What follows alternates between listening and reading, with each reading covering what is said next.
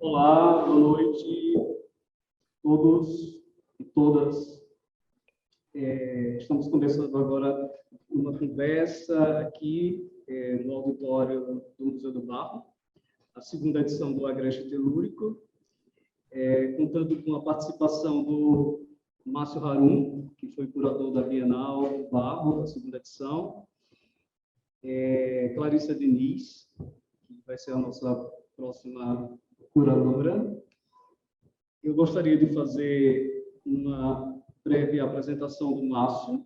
Márcio Harum trabalha na interseção entre curadoria, programas públicos e educação, coordenou o programa do CCBB, Arte e Educação, Centro Cultural Banco do Brasil, São Paulo, entre 2018 e 2020.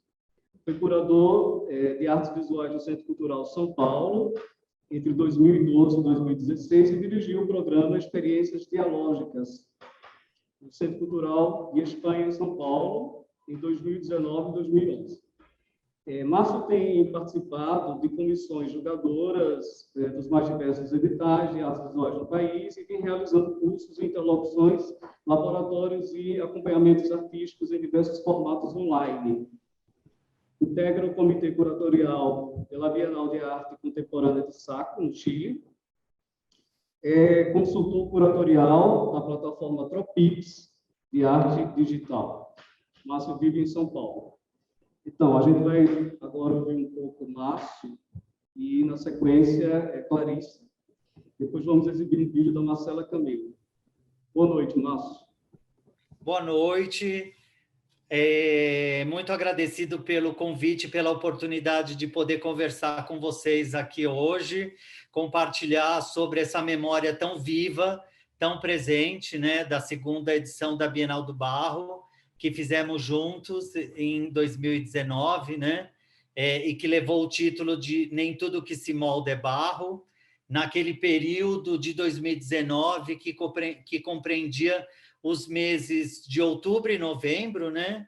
E que dali em diante a gente teria um verão avassalador, que culminaria no fim do verão, com o fechamento de todas as instituições e o começo da pandemia, né? Algo inimaginável naquele período que a gente estava convivendo, trabalhando, conhecendo artistas, lugares, né? Na região de Caruaru e arredores, nesse localizador que a gente chama de Agreste pernambucano, né? Então, assim, é uma alegria, uma honra estar com vocês aqui, né? Quem nos ouve, claro, mas principalmente com Clarissa e você, Carlos, que vão realizar a terceira edição dessa Bienal do Barro. Bom, de uma maneira assim bem direta, eu gostaria de abrir aqui para vocês que, claro, foi uma honra ter recebido o convite lá por volta, talvez, de 2018, né, Carlos? Quando eu trabalhava... a gente se encontrou em São Paulo e começamos a conversar, e daí chegamos a um formato que talvez fosse realmente interessante para esse projeto da segunda edição da Bienal do Barro e que contava, naquele momento, com uma vontade minha de fazer um mapeamento na região do Agreste Pernambucano, mas também nas regiões vizinhas, como Paraíba, Rio Grande do Norte, e, de alguma maneira, artistas de outros estados participaram dessa nossa edição, né? Que foi uma edição que prestava homenagem a Mestre Galdino, né? Esse poeta e ceramista que iniciou tardiamente sua produção, vamos dizer, artística no Alto do Moro de uma forma tão pujante, tão assim, atraente, né, para quem vem de fora do estado de Pernambuco ou fora da região do Agreste, né? No meu caso, fiquei assim fascinado por essa aproximação com o mestre Galdino. Claro que tive a oportunidade, né, orientado por Carlos, artistas e outros interlocutores, para conhecer de perto também trabalho de mestre Vitalino. Então, assim, foram momentos assim de pesquisa, né, da primeira viagem que eu fiz para Caruaru e Alto do Moura, assim, foram estadias muito importantes para a gente pensar, né, essa realidade de casas ateliês abertos, com fornos no quintal, né? Esse dia a dia, essas rotinas que a gente encontra assim tão aprazivelmente andando, conhecendo o Alto do Moura, né? Também me chamava a atenção, nesse momento de pesquisa, compreender historicamente a região, né? Habitada por grupos indígenas Cariri, nesse vetor territorial que, sei lá, remonta ao século XV, XVI, historicizado desde o século XVI, né? E mais por africanos e portugueses, né? E o barro ali se desenvolveu entre essas comunidades, né? Primeiro entre esses grupos originários ou imigrantes ou colonizadores ou escravizados, mas também entre os habitantes do Alto do Moura e de Caruaru, né? Então, assim, a gente tinha um ponto de partida que era a fábrica Caroá, né? O galpão da fábrica Caroá, esse lugar espetacular, né? Fundado em 35, como uma fábrica que manipulava, lidava com a fibra vegetal do caroá, né? Era uma fábrica extratora e que confeccionava essas cordas, tramas, barbantes nesses carretéis imensos, mas também de médios e pequenos formatos, dos anos 30 até o fim dos anos 70, né? Então, assim, de uma maneira muito forte, a fábrica é a protagonista desse impulso de crescimento de Caruaru, né? Historicamente, ela já é assim uma estrela, né? Inigualável. E claro, a feira de Caruaru, né?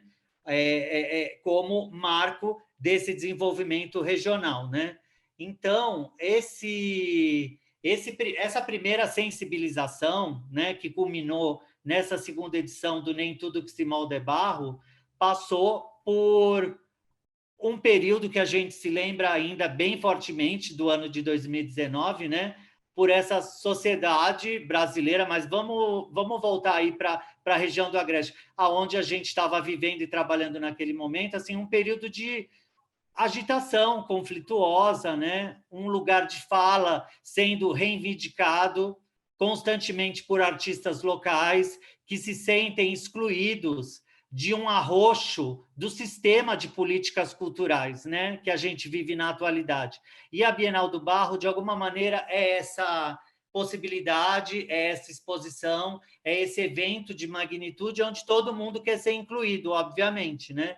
Então, eu acho que vale a pena comentar que o trabalho do núcleo educativo, orientados, coordenados por Lúcia Padilha e Hassan Santos, naquele momento, fez um trabalho assim muito, mas muito forte, no sentido de trazer, né, artistas em formação, estudantes, interessados no geral, pessoas que tinham prática com artesanato e arte e educação para essas atividades, tanto de formação de mediadores e educadores, mas também para os conteúdos compartilhados como uma programação voltada ao público, né? Naquele momento, absolutamente presencial, né? Tanto de formação quanto de atividades abertas. E o auditório do Museu do Barro foi um dos lugares assim de recepção e de acolhimento desse público, né? E a gente passou por momentos também na própria fábrica Caroá, tanto com o público, né, nas atividades de mediação, quanto na formação, junto com artistas em montagem no galpão, assim, foram momentos assim incríveis. A documentação é muito interessante desse período, né, em que a gente assim tinha absoluta certeza que tudo que a gente faria dali em diante seria sempre presencial, de maneira comunitária, né, coletivamente, e que tudo veio vamos dizer assim, por ladeira abaixo, por água abaixo, como vocês querem utilizar na metáfora, né, escolhida, assim, como esse ponto de partida que a gente tinha, mas que foi absolutamente transformado, radicalmente interditado, né, nas nossas práticas online de confinamento a partir de então, né? São 2 anos, né? A segunda edição terminou em novembro de 2019. São 2 anos nesse período e assim, aonde tanto mudou tudo, né? Mudou tão intensamente, tão profundamente, que eu também acho que com os participantes aqui da conversa, os ouvintes ou internautas ou gente que está online nos ouvindo, acho que está muito interessado em escutar a partir de então, quando passar o lado da conversa para vocês, em como vocês estão vislumbrando, né, essa edição da Bienal depois de todas interrupções, cancelamentos, suspensões, adiamentos que a gente atravessou nos últimos tempos, né? A gente vivia um entrelaçamento físico que ocorria no galpão com uma exposição, né? Havia um dos anexos, né, que era o Espaço Cultural Tancredo Neves, impressionante esse lugar também, vizinho ao Museu da Fábrica e do Museu do Barro. Então, assim, é um complexo cultural de ponta, né? Assim, Caruaru é uma capital regional e, sei lá, passou por essa situação assim insólita de ter 2 festas de São João assim canceladas, né? Em 2 anos seguidos. Então, assim, também tem essa ausência do corpo coletivo nesse complexo cultural onde acontece a Bienal, né? Eu farei de tudo que me for possível para eu comparecer, para eu visitar essa Bienal que vocês estão realizando, né, proximamente. E eu acho que também um local, né, de invenção dessa cultura visual me chamava muito fortemente a atenção, tá trabalhando nesse lugar de invenção de uma cultura visual própria, né, que tem uma identidade absolutamente urbana com sofisticados elementos rurais, né? Isso, assim, os materiais de couro, assim, são inúmeros elementos que me chamavam a atenção pensando esse desenho viável, né, do que foi a edição Nem Tudo Que Se Molda é Barro, né?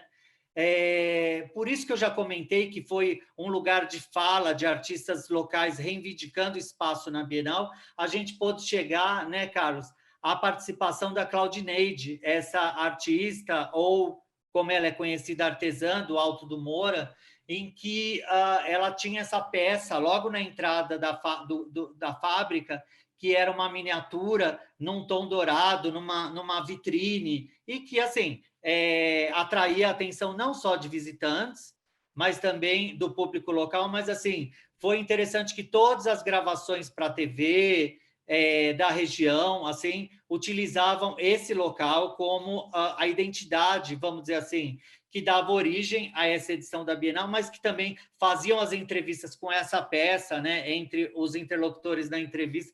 Foi um lugar de ancoramento essa peça, né? E essa Claudineide, essa artista, artesã, ali viveu sua vida, trabalhou seu período assim de expansão com o barro, né? Todo ali no Alto do Moura, né? Vai ser um prazer poder voltar quando eu visitar a Bienal de vocês ao Alto do Moura para encontrar pessoas, interlocuções que foram iniciadas lá nesse período de pesquisa em 2019, né? Durante as 2 vezes que eu fui. Então, acho que essa edição a gente pensou muito, conversou muito em um formato, né, Carlos, que fosse voltado a aspectos da arte contemporânea que nos atravessam, que nos interessam, que nos afetam, né? Que trazem sentido, que nos brindam com residual simbólico, né? E a gente pôde apresentar, enfim, obras de artistas com imagens em movimento, sons, a partir de manipulações de materiais como pedras, além do barro, pedras, paus, fibras vegetais, raízes, né? terra, carne, tudo com barro, né? A gente estava com... Nossa, se naquele momento, né, por uma crise da situação sociopolítica e econômica do momento, a gente já se sentia cindido, né? E juntos chegamos a um conjunto de trabalhos para essa segunda Bienal. Nem tudo que se molda é barro, né? Fico pensando assim no que vem pela frente, no sentido de rememorar os trabalhos que estão mais fortes na minha memória, ou talvez na sua memória, né?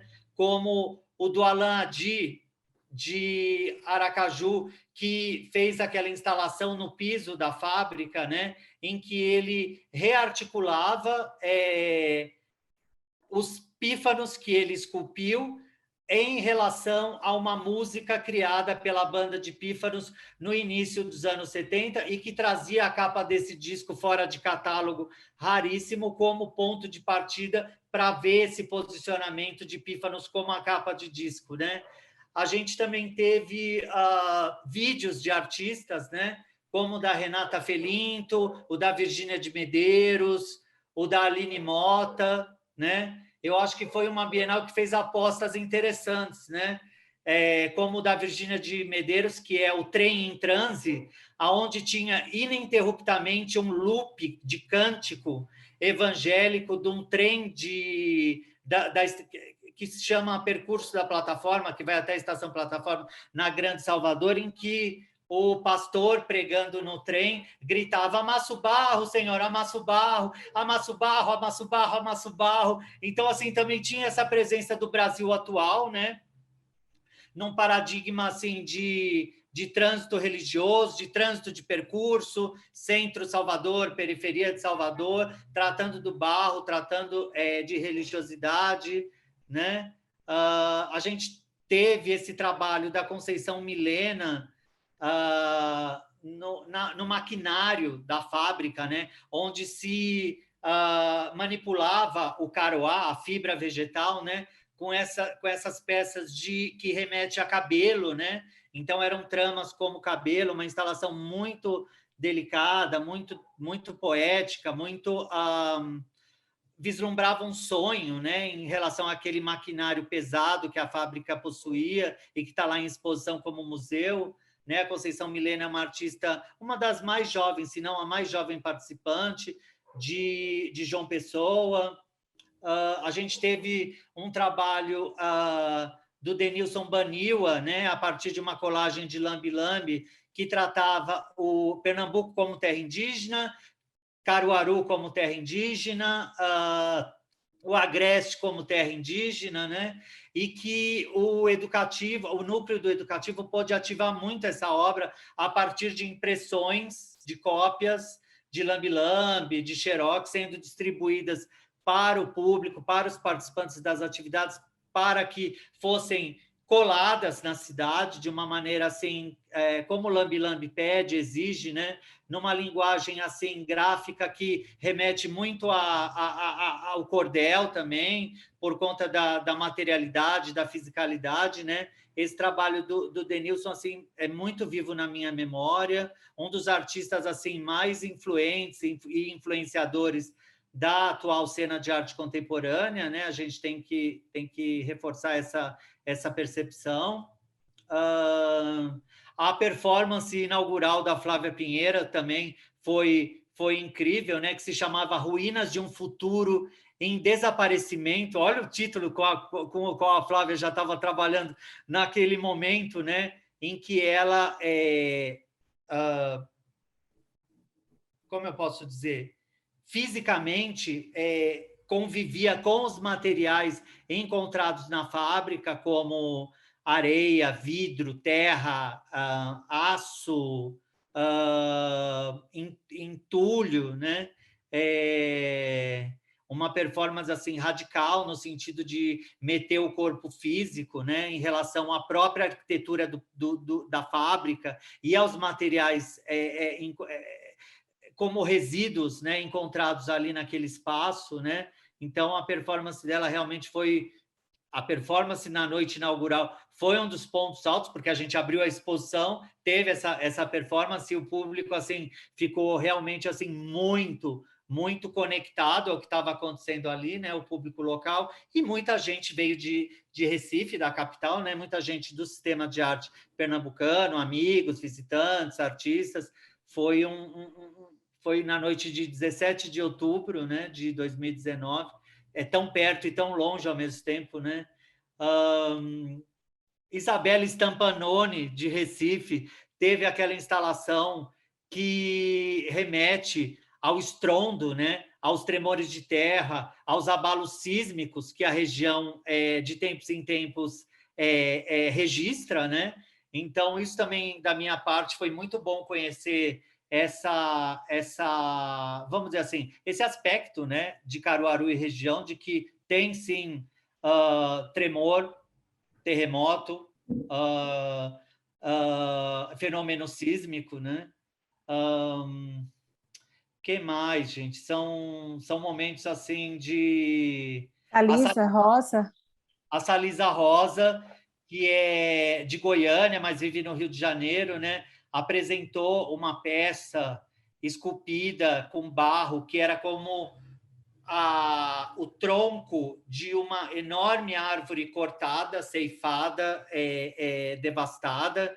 Então, ficava bem perto de uma das portas, de uma das portarias da fábrica, né? Foi um trabalho colaborativo que ela realizou também com a equipe do educativo e público participante interessado no geral. Foi muito bom assim ver esse trabalho da Salisa crescer, nascer ali diante dos nossos olhos, né? Ela pôde ficar conosco uns dias vinda do Rio. E mais recentemente eu vi online, não pude visitar ainda, a exposição dela no Mando Rio. Talvez você tenha visto, Clarice, e pelas imagens que eu vi, já são árvores inteiras, assim, com copa e galhos, que são, de alguma maneira, um exercício de aperfeiçoamento que surge a partir desse momento aí que a gente a convida para participar da segunda edição da Bienal do Barro, né? Quero conseguir ir para o Rio logo para poder ver essa exposição, que está no Mando Rio. E o Paulo Meira tinha uma instalação de áudio muito interessante, né, que tratava de uma fantasmagoria perceptiva da pesquisa dele, que ficava com esse som aberto num dos cantos do galpão, aquele galpão imenso, né, com aquele eco, uma voz vinda do mistério, né? Com um pano branco fazendo uma sombra. Era realmente um trabalho assim muito bom, muito forte. Paulo Meira de Recife, né? Que nos brindou com essa participação em áudio instalado nessa gaiola coberta, né? Que você não sabia o que tinha ali embaixo daquele objeto. Dava para se perceber a forma de uma gaiola, mas você não sabia que bicho tinha ali preso ali dentro com aquele áudio, né? O Jared Domício de Fortaleza nos apresentou o Palácio Versailles, né? Na versão agrestina, vamos chamar assim, com as plantas da região, com os cactos, com diversos tons de terra encontrados em Caruaru e região. Então, assim, era um jardim francês com a botânica local, né? Numa escala de miniatura. Então, tinha essa presença também em diálogo com a Claudineide, que estava apresentando uma peça que, com os detalhes, se tornava imensa, mas era numa escala de mesa, né? A gente chamava de miniatura porque eram assim centenas de elementos concentrados em um disco, como se fosse assim do diâmetro de dos meus braços, dos nossos braços, assim. Quando se dá um abraço, vamos pensar assim. O Jared, esse trabalho foi muito fotografado, comentado, visualizado. As pessoas, os visitantes, as visitantes, quando entravam no galpão, aproveitavam muito para fazer fotos ali, porque era bonito, né? Era curioso, um jardim, vamos dizer assim, do Agreste, dentro de um galpão como uma exposição, e sem ser uma exposição, vamos dizer assim, de botânica ou de plantas, né, nativas. A gente teve também uma performance do Zé Carlos Garcia, do artista do Rio de Janeiro, que se chamava Cabeça de Porco, onde ele faz uma iguaria, né, com forno assado, como se fosse uma escultura de cabeça de porco, e essa ideia de que não era cerâmica, mas tinha aspecto de cerâmica, e era feito num forno, né? Num forno, claro, de industrial para alimento.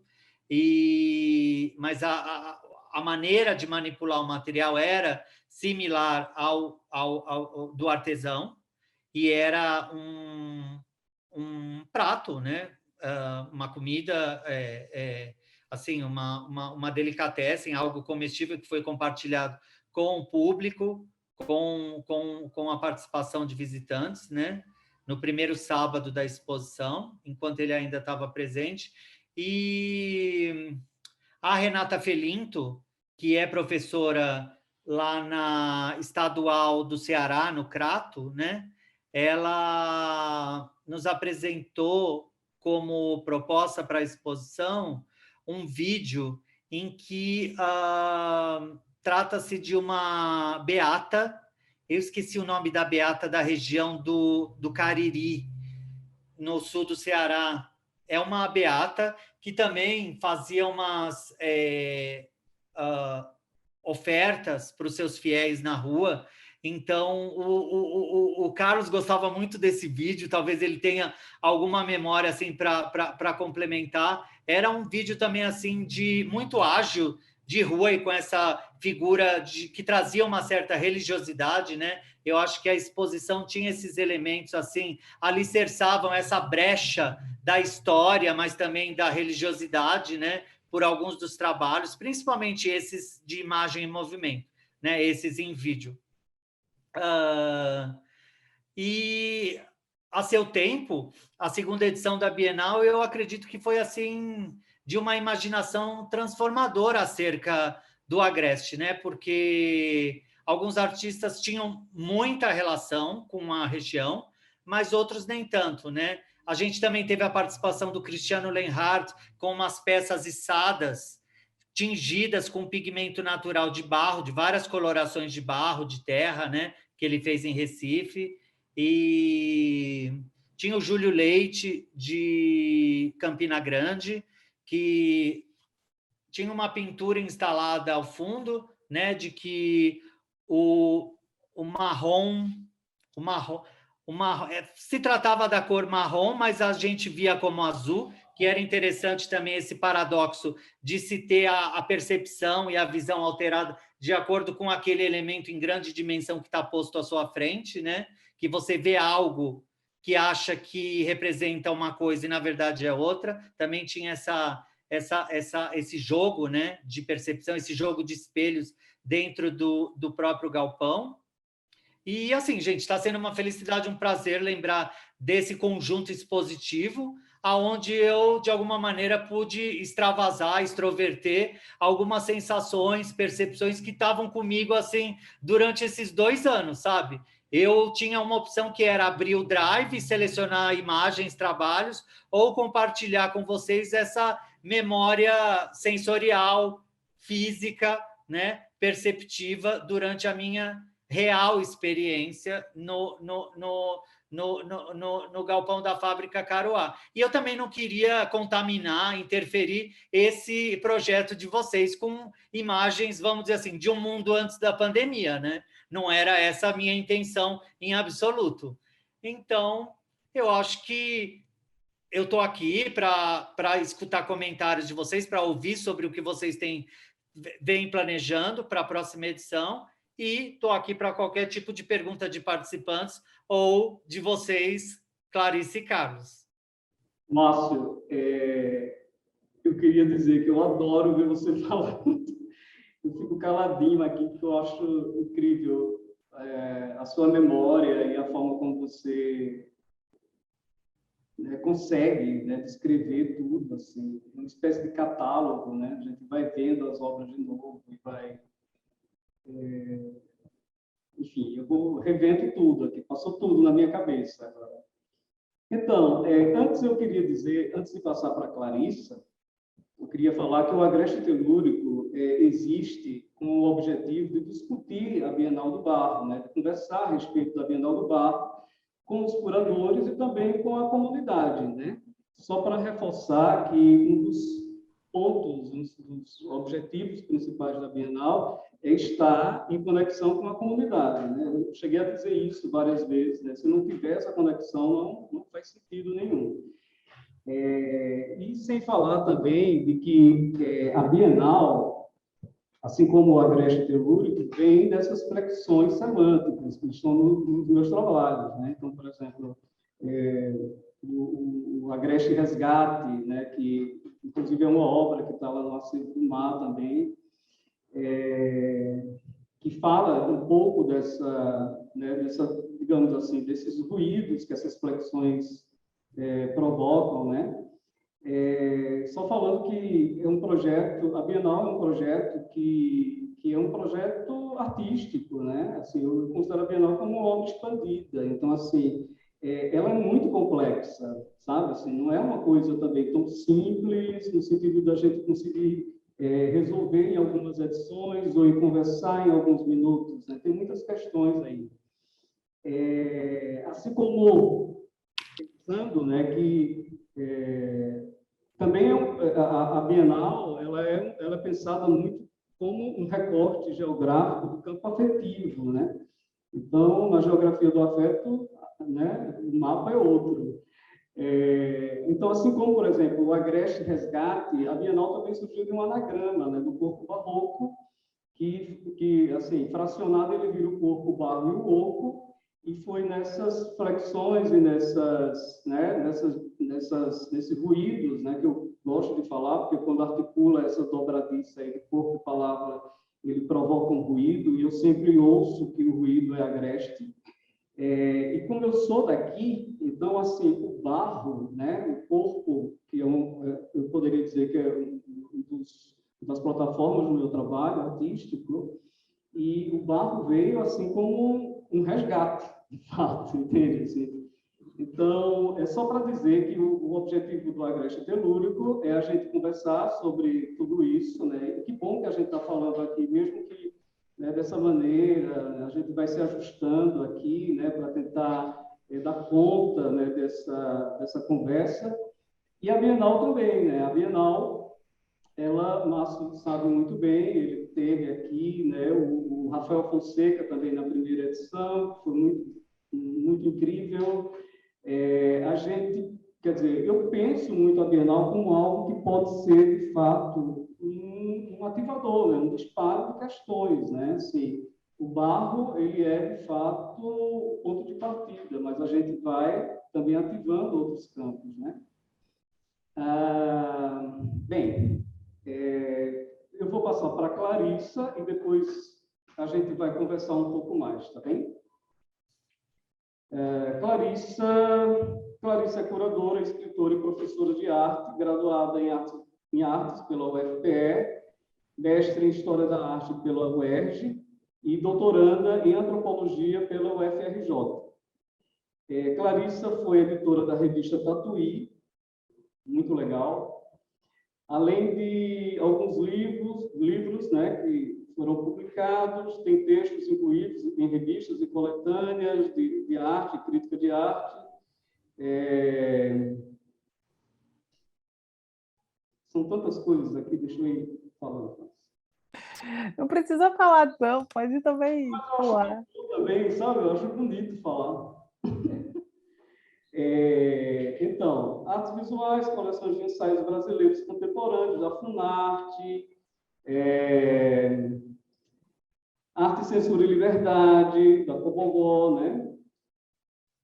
Vamos lá. Desenvolveu também curadoria desde 2008, 2013, 2008, né, no Museu de Arte do Rio, no Mar, onde realizou um projeto como do Volongo, a Favela, Imaginário e Periferia. junto com o Rafael Cardoso, né, Clarice?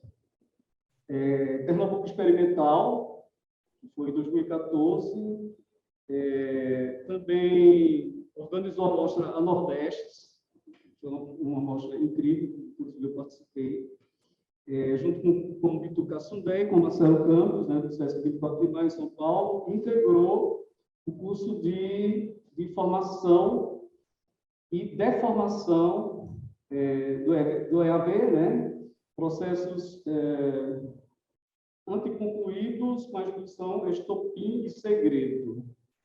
Bem, é muita coisa, né, para falar, mas acho que vou falar.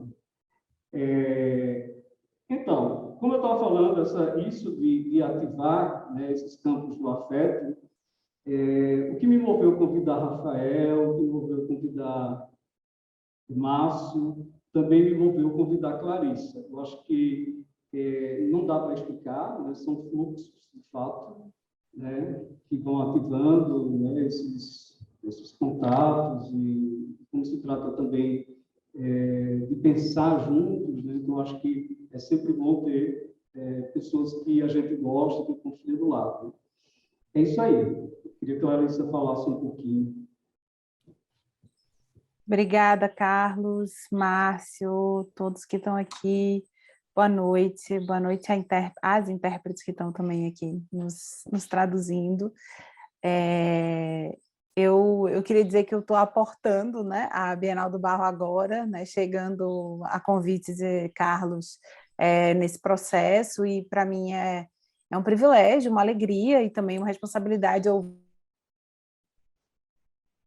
Márcio contar um pouco da última edição, e claro, também, enfim, ir me reconhecendo, né, me sentindo um pouco mais à vontade nesse território que a Bienal do Barro já vem constituindo aí ao longo das suas, né, edições anteriores, que eu, infelizmente, não visitei, então, para mim, é também um processo de imaginá-la, né, de reimaginar essas exposições e esses processos de concepção. E então, o que eu pensei em trazer para vocês é compartilhar um pouco, talvez, o modo como eu vejo, enfim, acompanho, né, a Bienal do Barro, apontar para o que não está muito longe de ser exatamente sei lá, uma agenda de princípios do que pode vir a ser a Bienal de 2023, porque de fato estamos muito no começo do processo, né, Carlos? Mas talvez apontar para, sei lá, diretrizes, linhas que parecem importantes, sobre as quais a gente já conversou um pouco, Carlos e eu, mas que de fato aqui estão muito, muito preliminares, né? E não devem, de maneira alguma, ser tratadas como um projeto de bienal, pelo contrário, mesmo um levantamento de questões assim para a gente conversar. E eu queria começar sempre mas muito tempo atrás, a primeira vez que eu vi Carlos falando do desejo de fazer uma Bienal do Barro, sempre me marcou e me instigou como Carlos tinha ali, né, semanticamente, politicamente, desmontado essa tradição das bienais, que é uma tradição geopolítica, né? São bienais normalmente sediadas em lugares, né, em territórios, então a Bienal de São Paulo, de Veneza, de Berlim, né? Enfim, as bienais têm nomes, né, e têm funções geopolíticas que são normalmente cumpridas, né, por um aparato de diplomacia cultural, né, enfim, colaborações e transações simbólicas econômicas, enfim, né, mas há muito tempo.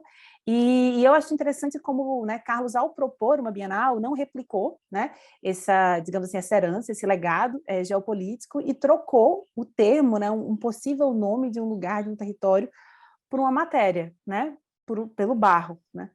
E não sei se vocês estão me ouvindo, gente, eu estou travando, tá? Beleza, é só o Carlos que travou.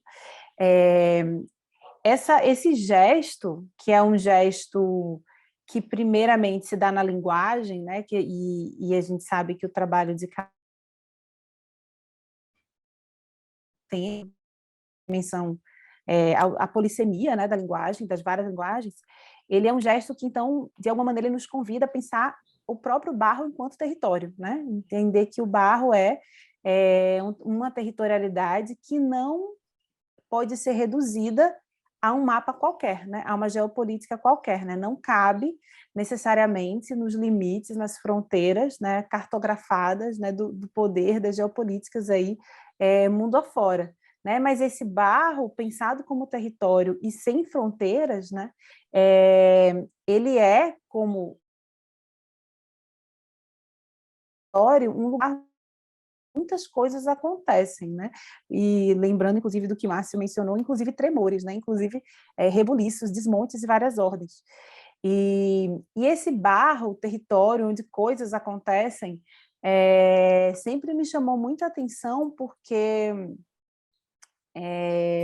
o barro é uma materialidade com muita agência, né? O barro, ele tem, a princípio, a enorme capacidade, né, de ser moldado, né? Mas ele por outro lado, aquele tipo de corpo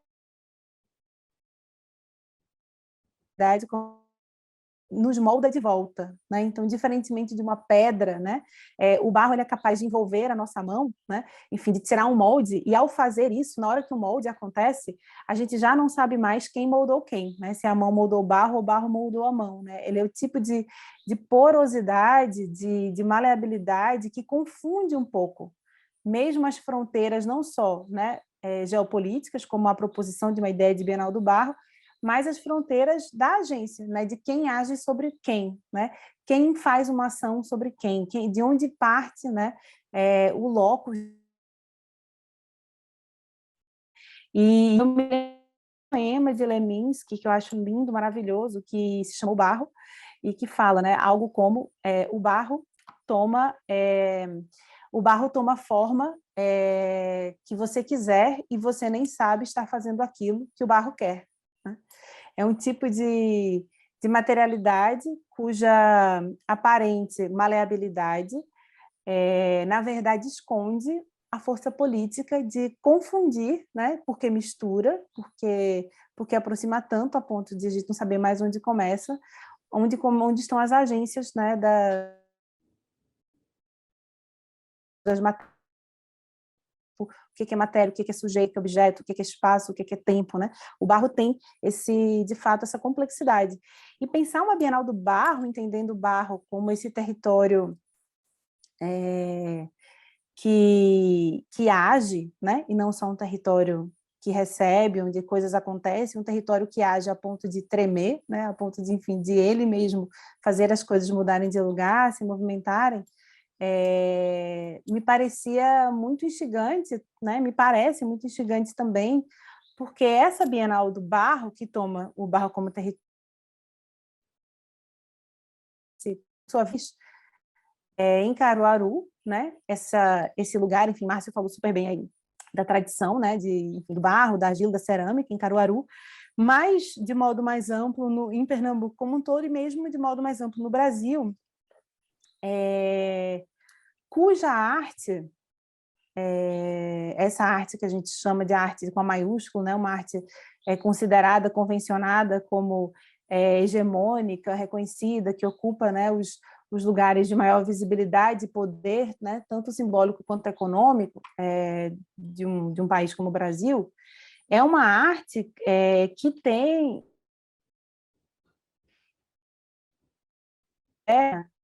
importantes artistas, né, em especial alguns de Pernambuco, que, a partir do barro, erigiram uma obra de um vocabulário moderno. Né? Então, se a gente pensa, né, para ficar em Pernambuco, a gente tem o caso emblemático de Vicente do Rego Monteiro, que vai olhar para a cerâmica, né, indígena, né, em especial a partir das descobertas da ilha de Marajó, isso que se convencionou chamar de cerâmica marajoara, na virada, né, do século XIX para o século XX, e um artista como Lula Cardoso Aires, que inclusive pintura a partir da observação direta da cerâmica popular de artistas diversos, em especial artistas como Porfírio Faustino, de Pernambuco, ou mesmo, claro, o próprio Vitalino, enfim, a própria comunidade do Alto do Moura. ou ainda artistas da complexidade do Francisco Brenan, né, um pouquinho depois, né, em termos históricos, dessa geração dos anos 20 e 30, mas que também toma, né, o barro como matéria e processo, né, a partir da queima, né, da cerâmica, para erigir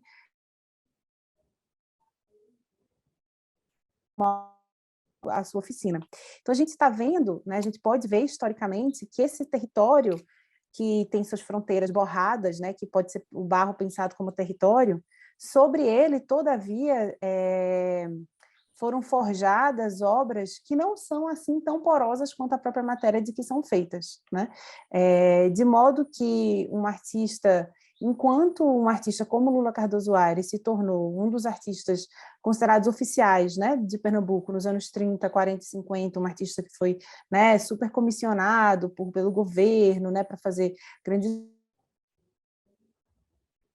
etc. Enquanto ele se tornou um artista moderno, a partir da observação da cerâmica popular, desenvolvida por artistas, muitas vezes, cujos nomes ficaram, né, quase no anonimato, né, não foram dados a conhecer, enquanto ele se torna esse artista oficial, a partir desse barro, a partir dessa sabedoria, esses artistas, por sua vez, em sua maioria, ficaram, né, bastante invisibilizados, né? Então, a gente está falando de como esse território barro, né, que é poroso e instigante, maleável, a ponto de confundir agências, ele, por outro lado, de modo bastante assimétrico, né? Então, artistas diversos que lidaram com, né, que se interessaram por esse barro, tiveram de um lado, né, para ficar no contexto pernambucano, bastante visibilidade em detrimento de vários outros, que, de modo geral, ficaram historicamente obliterados, né?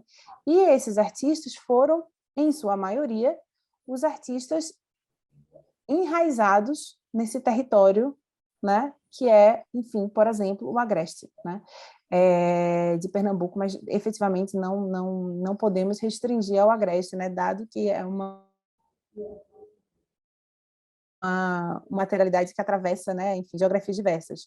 Mas a gente pode ver com muita clareza, e é só, né, basta olhar para a trajetória do próprio mestre Vitalino, né, para a gente entender o quanto esse território do barro é também um território eticamente contraditório, né, violento, né, complexo, né, no que tange a desigual distribuição, né, das visibilidades, reconhecimentos, né, autorias e mesmo economias dentro do mundo da arte, né? E aí, quando eu penso que um artista desse lugar propõe uma Bienal do Barro, fico pensando, né, muito em que projeto ético é esse, né? Qual é esse projeto ético de um artista desse lugar, desse território, que todavia circula, né, entrando e saindo desse lugar um tanto quanto mais hegemônico, elitista, excludente, né, do campo da arte, território esse onde artistas, né, como Lula Cardoso Aires puderam existir, sobreviver, né, inclusive se apropriando dessas sabedorias, né, enfim, tanto da cerâmica quanto da própria materialidade do barro, e Carlos Melo, que é um artista que, né,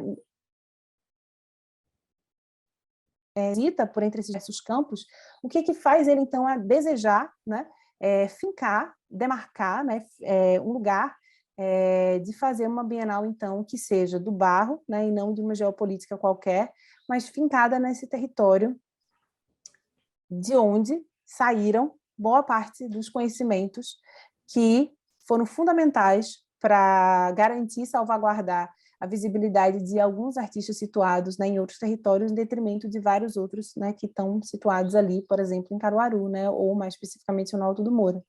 E me parece que o projeto ético, né, de uma Bienal assim pensada também estar atenta, né, à sua vocação de, como disse Carlos, de fato agir nessa comunidade, né, de fato entender que ela tem um lugar de grande importância, inclusive institucional, né, de pensar e agir nesse território. E esse agir, penso, pode ser uma agência como a do Barro, né? onde não tem um sujeito que age e outro que recebe, né? Mas que tem essa agência totalmente distribuída entre as partes, né? Então, penso que é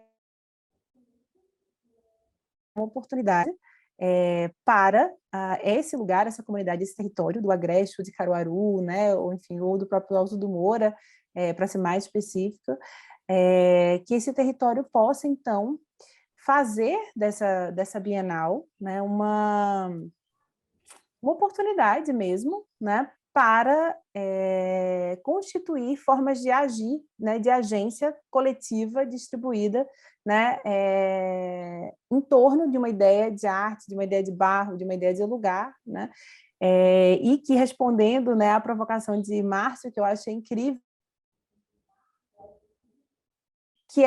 que essa agência, né, que esse agir possa ser, talvez, uma das reações possíveis a esse mundo pandêmico em que estamos, né? Assim, diante desse isolamento, desse deslocamento e mesmo dessa paralisia, né, em certo sentido, compulsório, né, que estamos vivendo, talvez faça muito sentido que a Bienal seja um lugar de ação, né, de onde coisas aconteçam e que essa agência não seja só elaborada por uns e recebidos por outros, mas, de fato, exercida e compartilhada e praticada, né, enquanto processo por um grupo de pessoas, enfim, por todos envolvidos. E por isso que a única coisa assim, mais efetiva que Carlos e eu temos conversado, mas que ainda é muito embrionária, então o desejo de que essa, enfim, Bienal que provavelmente, né, que acontecerá em 2023, né, então tem um tempo até lá, ela seja construída, né, num processo que se desdobre, né, por meses antes dela, onde que esse processo seja, ao mesmo tempo, um processo de formação no sentido bastante amplo, né, de formação em arte, de, enfim, um processo pedagógica, e que esse processo, por sua vez, possa forjar, assim como quem forja, né, quem molda o barro, essa exposição, né? Então, que a exposição não seja necessariamente uma seleção de obras, né, ou de artistas, ou de nomes, mas que ela possa surgir, né, emergir de um processo de modelagem, uma molda coletiva, enfim, uma coletiva, um fazer coletivo mesmo, em que não necessariamente a gente saiba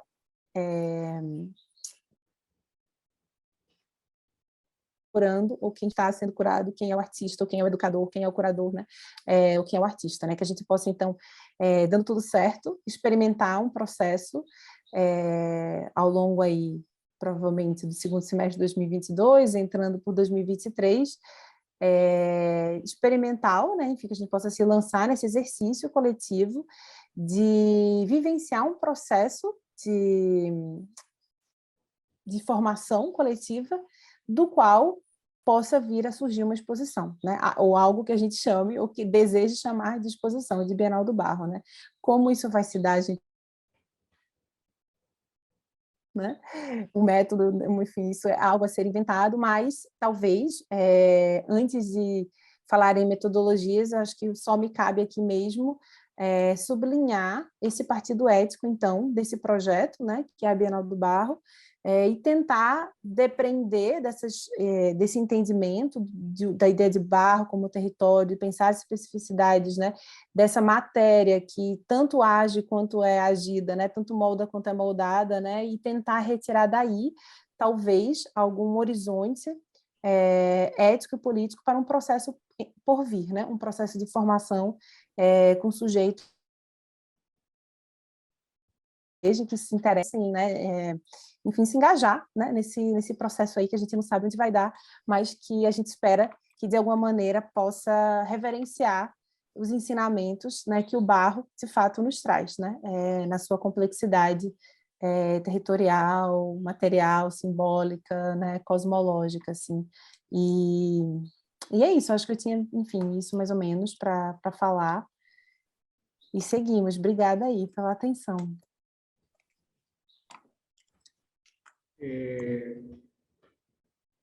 Estão me ouvindo? Que bom, Clarissa, também a gente está conversando aqui abertamente, né? Porque ultimamente a gente tem conversado, na verdade conversamos pouco, né? Mas é bom também a gente estar falando aqui. O auditório aqui já tem, inclusive, um artista lá do Alto do Moro, o Ratinho. Estamos nessa, né? Eu acho que, como eu falei inicialmente, né?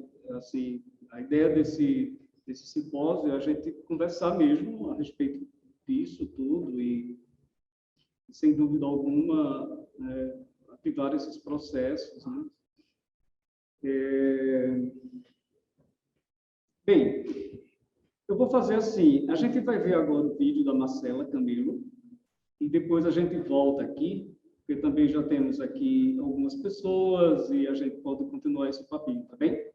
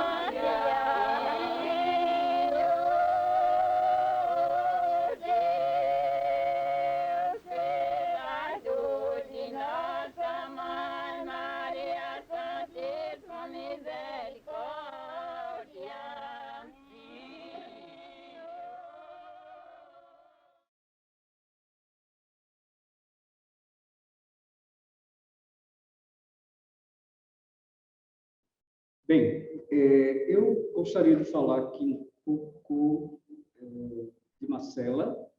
Marcela Camelo Barros. Marcela nasceu em Garanhuns, aqui no Agreste, mas vive hoje em Recife. Marcela é artista visual e professora de arte do Instituto Federal de Alagoas. Atualmente pesquisa autoestereoscopia e processos de criação de linguagem lenticulares. Como principais prêmios e exposições, tem o Prêmio de Residência Artística do 48º Salão de Artes Plásticas de Pernambuco, em 2012, Residência Artística da 7ª Bienal de Cerveira, em Portugal, 2012, artista brasileira integrante da 6ª Bienal de Jovens Criadores, CPLP, Comunidade dos Países de Língua Portuguesa, em 2013.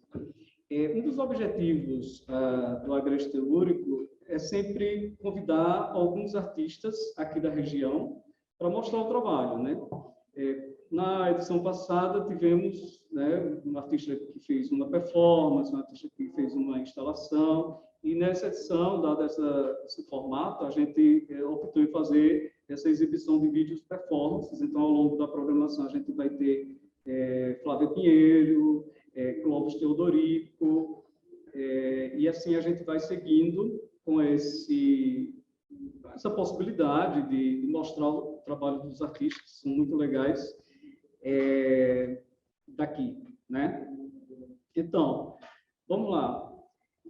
A gente vai ter daqui a pouco a performance do Gabriel Sá, que é um cantor daqui de Caruaru, e performer, ele também é diretor de teatro. Então, a gente não vai ter muito tempo para continuar aqui, né? Já está programado agora para 8h30. Mas eu queria dizer isso, de como tem sido bom, né, a gente poder ter feito, está fazendo aqui o Agreste Telúrico, para que a gente não fique também tanto tempo sem conversar sobre a Bienal, né? Como o Márcio falou, o Alto do Moura, que sempre foi assim a grande fonte de inspiração, né, desse projeto, né? Hoje a gente tem em torno de, eu acho que 2.000 artesãos, né, no Alto do Moura hoje. Quanto? 600 artesãos lá no Alto do Moura. E a gente fica, sem dúvida alguma, assim, um dos objetivos mais, sei lá, assim, claros, né, da Bienal é a gente lançar a luz sobre essa produção, né, sobre essa comunidade, né, que já produz muito, que faz muito bem, né? Então, assim, talvez a função da Bienal seja, de repente, levantar questões, né, em torno do que é essa produção, né? Já que tudo nem tudo que se molda é barro, né? Assim, então, a gente vai tentando também articular outras formas de pensar e de estruturar essa produção, sobretudo quando se trata fora desses centros que Clarissa falou, hegemônicos, né? Esse desvio do centro, né, da capital para o interior, enfim, é esse o processo, né? A gente está aqui com uma pequena plateia, com Gilson, que é um arquiteto aqui da cidade, com Ratinho, com Prego Ione, Prego é o fotógrafo. Enfim, a gente vai tentando articular essas pessoas, né, que também fazem parte desse projeto, né, como a Jaraguá, e também, assim, a gente vai se estruturando a partir dessas conexões, né, que, sem dúvida alguma, eu falei também que parte desse campo do afeto, mas também a gente vai pensando junto, né? Então, é isso. Eu acho que, ao longo dessa programação, a gente vai amadurecendo toda essa conversa, né? Teremos aí, amanhã, o Nestor e a Carla Giroto. A gente vai conversar também a respeito dessa cena de moda aqui do Agreste e de artes também. Outra flexão importante da indústria, né, de confecção aqui e os impactos culturais e ambientais e etc. E a gente vai encerrar com Ana Maria Maia e o Gentil Porto, né? Uma conversa que também vai ser muito legal. Então é isso. Eu queria saber se vocês têm ainda alguma consideração para fazer, Márcio quer falar alguma coisa, Clarissa? Não? Eu gostaria de, mais uma vez, agradecer as duas intérpretes, a quem nos ouviu, a Jaraguá, né, a você, Carlos, a Clarissa, e assim, a gente sabe que é uma realização, né, com apoio com apoio municipal e estadual, e que é um terreno fértil, né? A Bienal do Barro é um terreno fértil